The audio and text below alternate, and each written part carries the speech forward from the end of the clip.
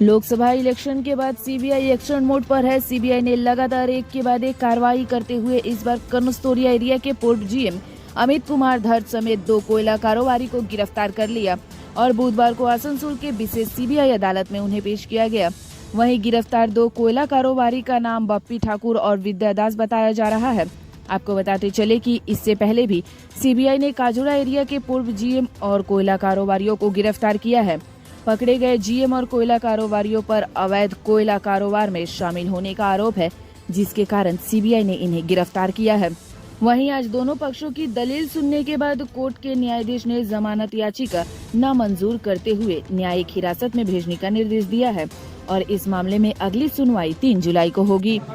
आज ये सीबीआई मामला है অমিত ধর সহ আরেকজন সিবিআই অ্যারেস্ট করে নিয়ে আসে।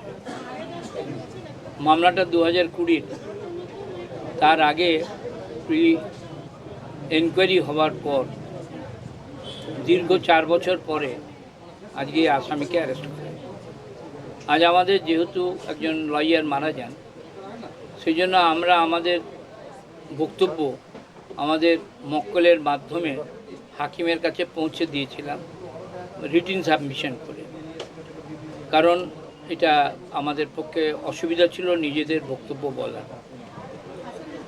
এই অমিত ধর তিনি এফআইআরের 1 নম্বর অ্যাকিউজ, যিনি ইসিএলের কুমুস্তুরিয়া অঞ্চলের জেল ম্যানেজার ছিলেন ঘটনার সময়, এবং তার স্যাংশনটা যেহেতু এই মামলাটা হাকিম আগামী 3 তারিখের মধ্যে চার্জ গঠনের তারিখ ফিক্স করেছে, সেই জন্য সিবিআইয়ের তরফ থেকে কিছু তৎপরতা আসে।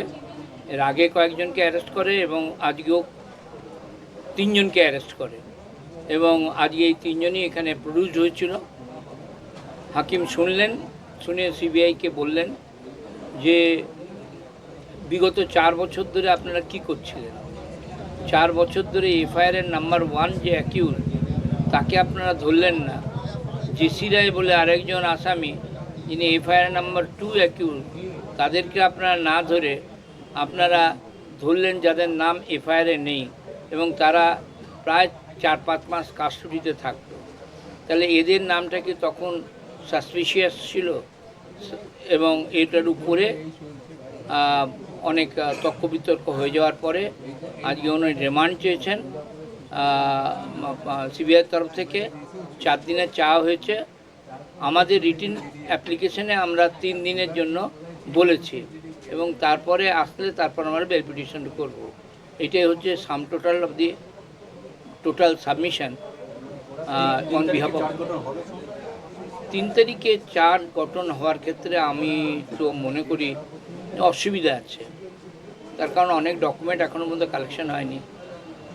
2 নম্বর হচ্ছে এই যে আসামি যাদেরকে ধরে আনলো তাদের চার্জশিট হয়নি, হলে ভালো, বেলের অর্থে তাদের সুবিধা হবে।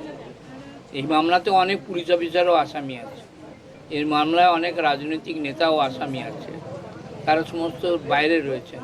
ফলে মতো অবস্থাতে এত তাড়াতাড়ি চার্জ গঠন হবে বা চার্জ গঠন করার সময়ও আসামিদের কিছু রাইট আছে।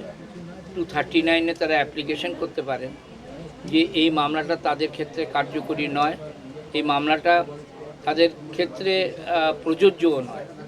এই ধরনের পিটিশন যদি করে এবং 45টা আসামির জন্য একজন যদি পিটিশন করে যদি 10 দিন পরে হিয়ারিং হয়, দেরি তো হতেই পারে। আমি এই ব্যাপারে অ্যাসপিরেন্ট নই যে ওই দিনই চার্জ হবে, তবে হাকিমের ইচ্ছে যে ট্রায়ালটা শুরু করা।